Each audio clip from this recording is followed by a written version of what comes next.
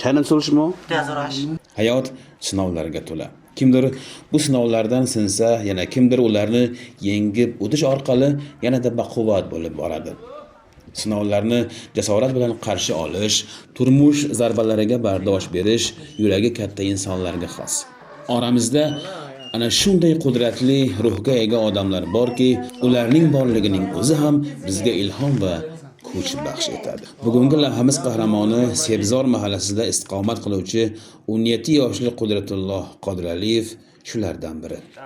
Uning bolaligi sinovli o'tgan. Qo'l oyoqlari bolaligidanoq ishlamaydi. Lekin u bir marta ham mendan bo'lmaydi demadi. Chunki umid uning yuragida hamisha yonib turgan chiroq edi. Umid bor joyda esa hayotga mehr, intilish va bardamlik bor.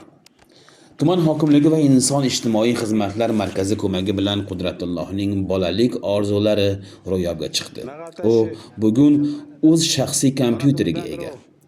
Zamonaviy texnologiyaga umri boqib qiziqqan yosh uchun bu katta qadam. Endi esa qo'ni-qo'shnilar, Sebzor ahlining aksariyati qo'l telefonlari ishlamay qolsa yoki dasturlashda yordam kerak bo'lsa, darhol Qudratullohga murojaat qilishadi. Yoshligimdan programmalashga qiziqaman.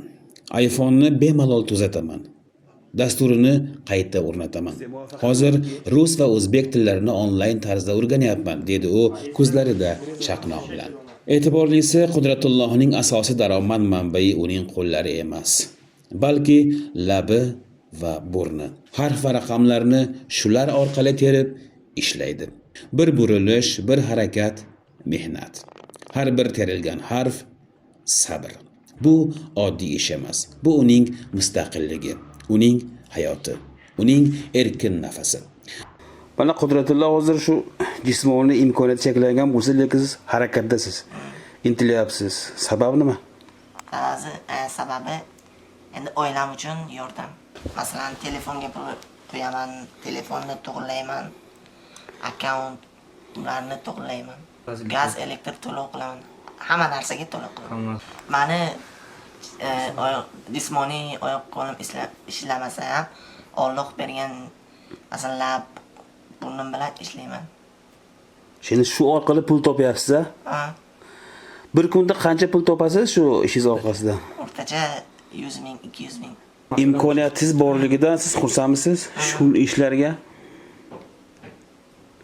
Qudratullohning asosiy maqsadi ham oddiy emas.